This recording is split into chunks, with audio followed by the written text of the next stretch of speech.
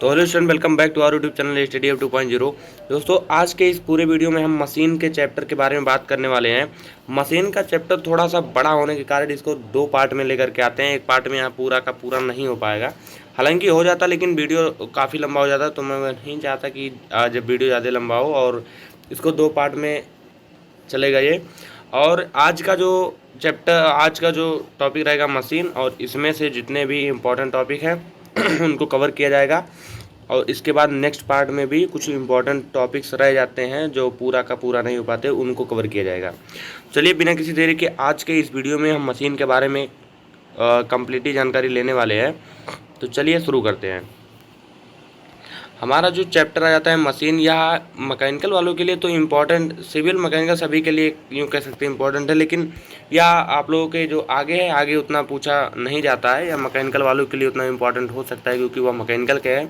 तो मशीन वगैरह के बारे में उनको काफ़ी जानकारी आगे लेनी होगी, तो मैकेनिकल वाले बच्चे इसको अच्छे से देख सकते हैं और सिविल वाले बच्चे भी इसको देख सकते हैं, क्योंकि मैकेनिक्स में चैप्टर दिया हुआ है तो इसको पढ़ना तो ज़रूरी है। इससे भी क्वेश्चंस आपके एग्ज़ाम में आते हैं। और एक बात और क्लियर कर दूं, यहाँ से जो आपके क्वेश्चंस आते हैं, या कम से कम 12 से 15 नंबर के क्वेश्चंस आते हैं, हर साल पूछे जाते हैं, क्योंकि इसमें एक first system of pulley, second third एक सिस्टम ऑफ पुली होता है, वो आता है ज़रूर से ज़रूर 5 नंबर में आता है किसी न किसी भी से। और इसमें काफ़ी सारे टेक्निकल टर्म होते हैं, तो वो टेक्निकल टर्म आज के ही वीडियो में लगभग से कंप्लीट हो जाएंगे। तो काफ़ी सारे टेक्निकल टर्म होते हैं, तो टेक्निकल टर्म आप लोगों को जानना बहुत ही बेहद ज़रूरी हो जाता है। चलिए देखते हैं मशीन होता क्या है। मशीन एक ऐसी युक्ति है जो कम प्रयास लगाकर किसी काम को आसानी से व तेज और सही ढंग से एवं कम समय में किया जा सके या करती है, उसे मशीन कहते हैं। मशीन का सहारा क्यों लिया गया? बेसिकली जितने भी मशीन काम करते हैं वो इंसान कर सकता है, लेकिन मशीन का सहारा क्यों लिया गया? क्योंकि वह जल्दी करेगा और सही ढंग से करेगा, और उसके बाद कम समय में करेगा। मोस्ट इम्पॉर्टेंट है कि उसमें समय कम लगता है मशीन में। तो मशीन उसे कहते हैं, या एक ऐसी युक्ति है जो कम प्रयास में किसी काम को तेज़ी से, आसानी से, सही ढंग से एवं कम समय में करती है। तो इसका टेक्निकल यही हो गया, टेक्निकल डिफिनेशन यही हो गया। मशीन एक ऐसी युक्ति है जो किसी भी प्रकार की ऊर्जा को यांत्रिक ऊर्जा में बदलकर वांछित यांत्रिक करने के लिए क्षमता रखती है। जैसे विंड टरबाइन और विंड एनर्जी को इलेक्ट्रिक एनर्जी में कन्वर्ट करता है। अब देखिए, मशीन के निम्न 4 प्रयोग हैं। पहला क्या है? ट्रांसफॉर्म एनर्जी और ट्रांसफ़र एनर्जी। ट्रांसफॉर्म एनर्जी और फिर transfer energy, multiplying and change direction of force, फिर मल्टीप्लेइंग स्पीड।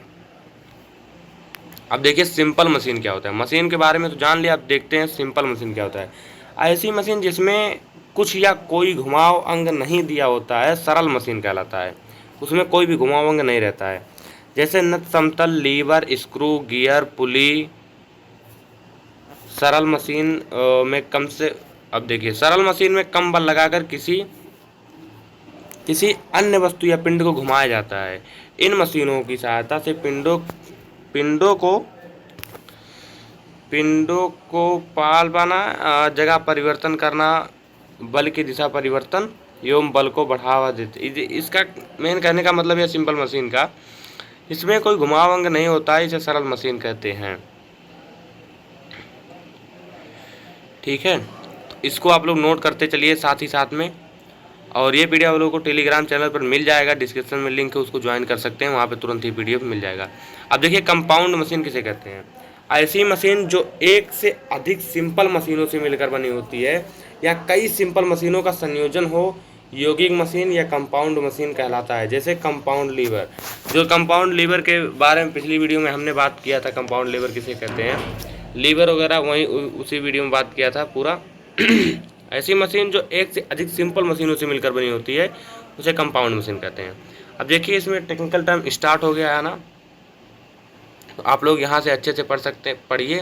और ये सभी वाइवा में भी पूछे जाते हैं कि मैकेनिकल एडवांटेज होती क्या है। Mechanical advantage most important topic in this chapter. उठाए जाने वाले भार W तथा लगाए जाने वाले प्रयास P के अनुपात को यांत्रिक लाभ यानी कि मैकेनिकल एडवांटेज कहते हैं। मैकेनिकल एडवांटेज को यम ए से प्रदर्शित किया जाता है, यम ए इक्वल टू W/P, यानी कि उठाए गए भार एवं लगाए गए प्रयास के अनुपात को मैकेनिकल एडवांटेज कहते हैं। जैसे अगर कोई नल आप लोग चला रहे हैं तो जितना बल उसमें लगाएंगे और जितना वो उसमें बाहर यानी कि जल वगैरह गिरेगा तो जल का बाहर, और उसके बाद जो जितना बल लगाएं, प्रयास जितना लगाएं उतना उसका अनुपात, यही मैकेनिकल एडवांटेज होता है। मैकेनिकल एडवांटेज यही है कि किसी भी अगर कोई भी वस्तु आप लोग उठाते हैं किसी सहायता से, घिरनी वगैरह कुछ भी सहायता से, तो जो उठाया गया बाहर होता है और जितना बल लगाते हैं उन दोनों के अनुपात को ही मैकेनिकल एडवांटेज कहते हैं। अब आ गया एक वेलोसिटी रेशियो। वेलोसिटी रेशियो क्या होता है? प्रयास द्वारा चली गई दूरी तथा भार द्वारा चली गई दूरी के अनुपात को वेगानुपात कहते हैं। इसका मात्रक नहीं होता या मात्रकहीन होता है, डायमेंशन इसका नहीं होता है। क्या कहा गया? प्रयास द्वारा चली गई दूरी तथा भार द्वारा चली गई दूरी के अनुपात को। अब उसमें भार मैकेनिकल एडवांटेज में क्या था? W/P था। W/P था यानी कि भार और प्रयास के अनुपात को, सीधा भार और प्रयास के अनुपात को। यहाँ पर क्या कहा गया है?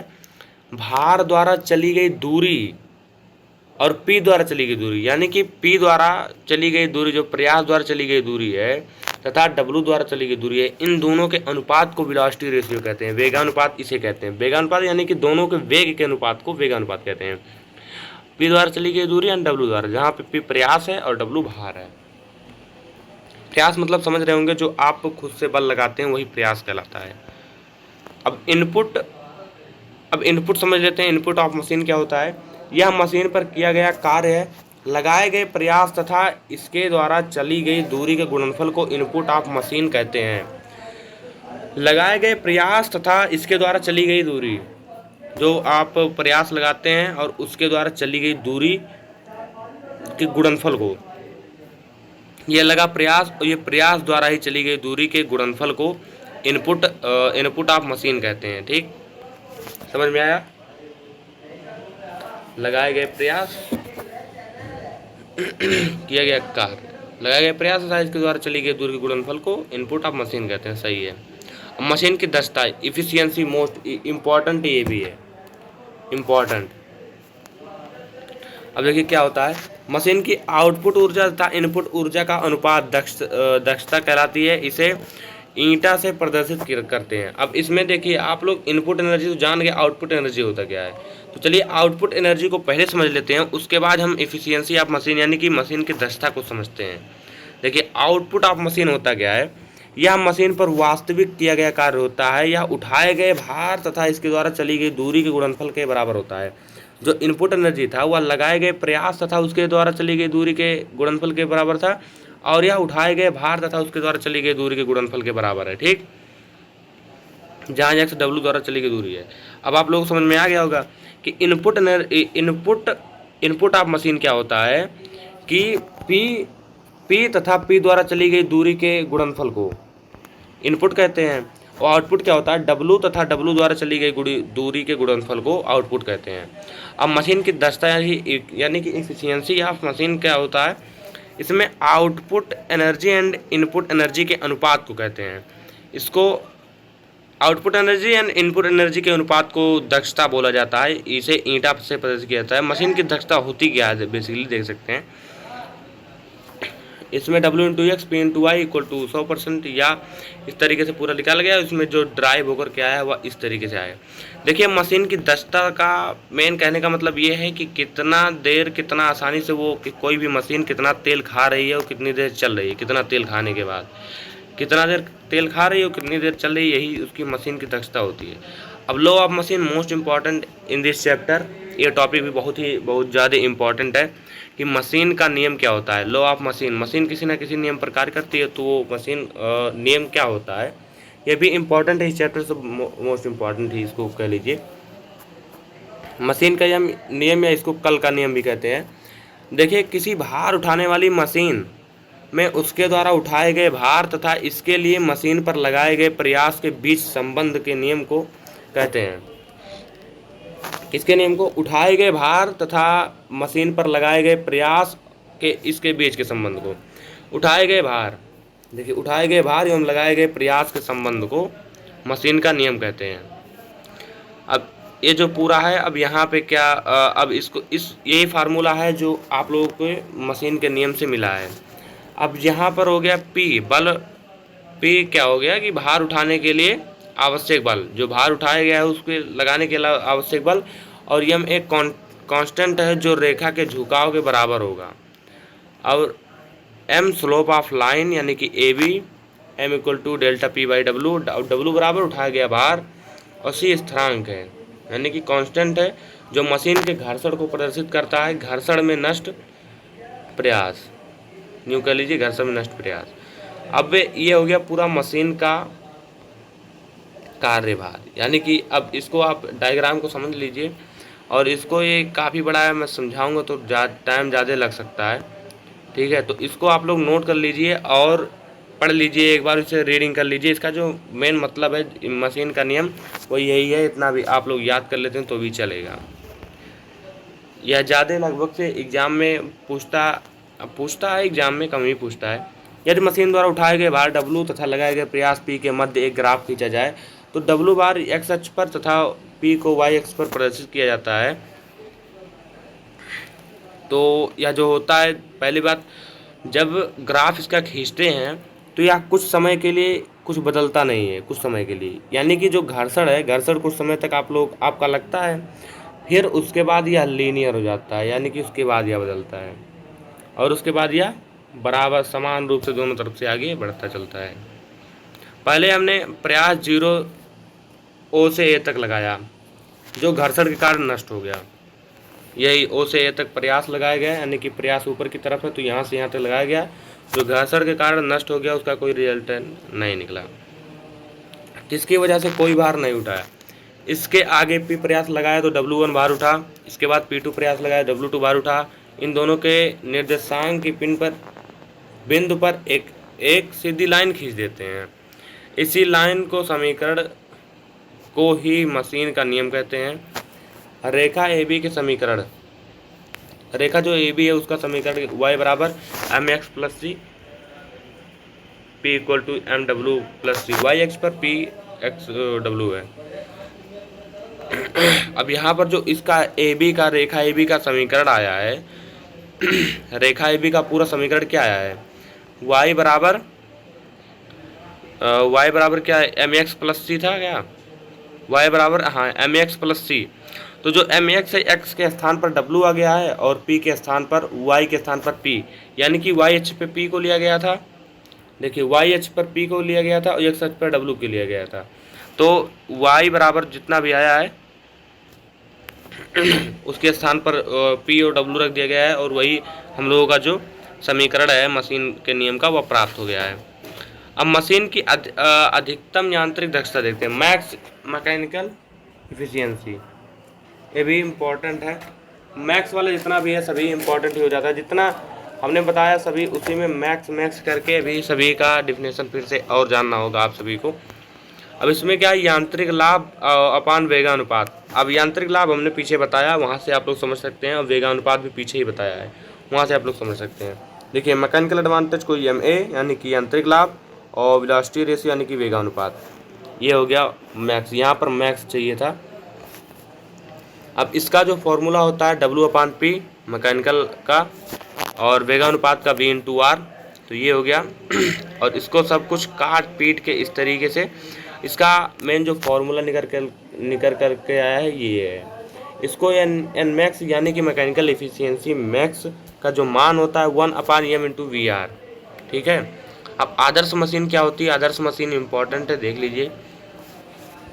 वह मशीन जिसमें किसी भी प्रकार का कोई घर्षण कार्य नहीं करता है, अर्थात मशीन की दक्षता 100% होती है, तो ऐसी मशीन को आदर्श मशीन कहते हैं। यह मशीन केवल सैद्धांतिक ही हो सकती है, प्रयोग की दृष्टि से ऐसा मशीन संभव नहीं है। 100% सही है, प्रयोग की दृष्टि से ऐसी कोई मशीन ही नहीं है जिसकी 100% दक्षता हो, यानी कि उसमें घर्षण लगे ही ना, ये हो ही नहीं सकता, इम्पॉसिबल है। देखिए क्या है कि वह मशीन जिसमें किसी भी प्रकार का कोई घर्षण नहीं कार्य करता है, अर्थात मशीन की दक्षता 100% होती है, ऐसी मशीन को आदर्श मशीन कहते हैं। अब देखिए, मशीन की दक्षता ऐसी होती है कि जितना भी उसमें तेल वगैरह सब कुछ है, सब कुछ उसका जो काम है वही करने में उसका पूरा खर्च होना चाहिए, उसके बाहरी कुछ करने में खर्च नहीं होना चाहिए। यानी कि घर्षण वगैरह में खर्च नहीं होना चाहिए उसका, तेल वगैरह सब कुछ, तो उसी को दक्षता बोलते हैं। अब आदर्श मशीन वही उसी में से है। देखिए, आदर्श मशीन का कहने का मतलब ये है कि कोई भी मशीन है, किसी प्रकार की मशीन है, उस पर कोई भी घर्षण नहीं कार्य करता है, ऐसी मशीन को आदर्श मशीन कहा जाता है। आदर्श मशीन मशीन केवल जो है प्रयोगों की दृष्टि से है या एक्चुअल में नहीं होती है, क्योंकि ऐसी कोई मशीन है नहीं जिसमें कोई घर्षण ना लगे और उसकी दक्षता 100% हो। अब इसमें उपलब्ध आउटपुट इनपुट के बराबर होता है। आदर्श मशीन में आउटपुट इनपुट के बराबर होता है।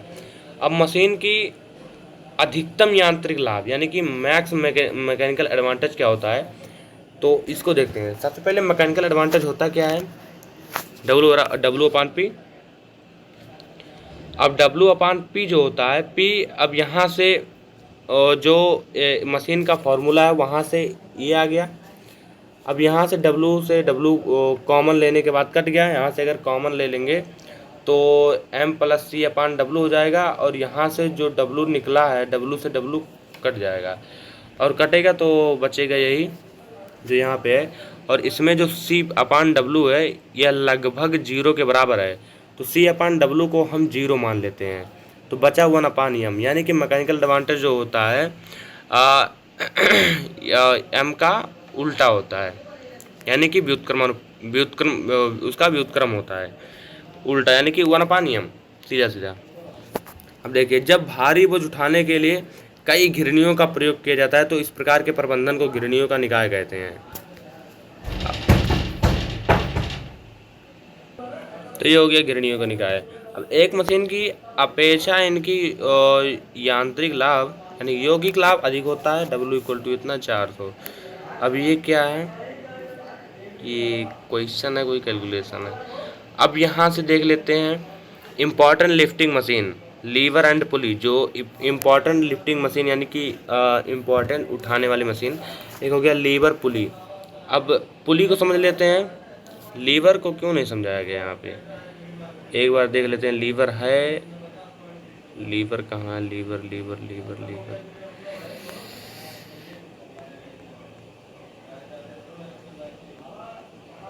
कोई नहीं, सबसे पहले पुली को समझ लेते हैं, अगर नहीं होगा तो अब नेक्स्ट पार्ट में आ जाएगा। पुली क्या है, पुली मतलब होता है घिरनी हिंदी में। अब घिरनी एक साधारण मशीन है जिसमें लकड़ी या धातु का बना पहिया होता है जो पूरे धुरे के परितः स्वतंत्र रूप से घूमता है। पहिए के बाहरी सतह एवं पहिए का बना होता है। घिरनी बल की दिशा बदलने तथा ऊर्जा के स्थानांतरण में सहायता करती है। इनका उपयोग भार उठाने के लिए किया जाता है। घिरनी तथा इसके ढांचे को पुली ब्लॉक कहते हैं, जिस पर पुली लगी होती है। यदि पुली ब्लॉक स्थिर बिंदु पर लटका हुआ होता है तो क्रिया के समय में उसके ऊपर या नीचे नहीं चलता है, अचल घिरनी नहीं कहलाता है। यदि पुली ब्लॉक में ऊपर चलता है तो घिरनी कहलाता है। घिरनी का अध्ययन परिकल्पनाओं पर किया जाता है। तो इसमें समझाने वाला वैसा कुछ है नहीं। पुली आप लोग जानते होंगे, घिरनी अगर नहीं जानते तो यहाँ पर समझा देता हूँ घिरनी होता क्या है। और बाकी जैसे कोई इस तरीके से कोई फिक्स है और यहाँ पर एक इस तरीके से लगा होता है, इस पर एक तार वगैरह रहता है, जैसे जिम वगैरह जाते होंगे तो वहाँ पर देखते होंगे पुली लगा होता है और यहाँ से ये नाचता है, ठीक है। ये पूरा इस तरीके से नाचेगा, यही पुली है। और इसमें है कुछ नहीं। अब आप लोग इसका रीडिंग कर सकते हैं, इसको लिख करके अच्छे से पढ़ सकते हैं कि पुली होता क्या है। अब देखिए यहाँ पे कुछ पॉइंट्स हैं, पॉइंट्स को हम डिस्कस कर लेते हैं। पुली ब्लॉक धुरा तथा रस्सी का भार उठाए गए भार नगण्य माना जाता है। घिरनी चिकनी तथा घर्षण रहित होती है, इसीलिए दोनों और रस्सियों का तनाव समान रहता है। सिंगल पुली ऐसी घिरनी जिसका यांत्रिक लाभ वेगानुपात 1 होता है, एकल या सिंगल पुली कहते हैं। इस ब्लॉक पर एक पुली लगा होता है। एकल घिरनी का प्रयोग प्रयास P की दिशा में परिवर्तन किया जाता है, जिसे भार उठाना सरल हो जाता है। और यह 2 प्रकार का होता है, fix pulley and movable pulley. अब फिक्स पुली क्या होता है, यहाँ पे फिक्स पुली का डायग्राम भी दिया गया है और थ्योरी भी दिया गया है। ऐसी घिरनी जिसका पुली ब्लॉक क्रिया के दौरान स्थिर रहता है, अचल घिरनी कहलाता है। और देखिए, ऐसी घिरनी जिसका पुली ब्लॉक क्रिया के दौरान स्थिर रहता है, अचल घिरनी कहलाता है। अब ये है पूरा, और ये है अचल गिरनी यानी कि फिक्स पुली। अब ये हो गया पुली, और ये पूरा इसका जो ब्लॉक है या पूरा फिक्स है, इसी को कहते हैं फिक्स पुली। अब इस सिचुएशन में क्या है, P equal to T, P बराबर टी के, P बराबर टी के, यहाँ पर भी टी है, यहाँ पर भी टी है, और W बराबर टी, यहाँ जो W है,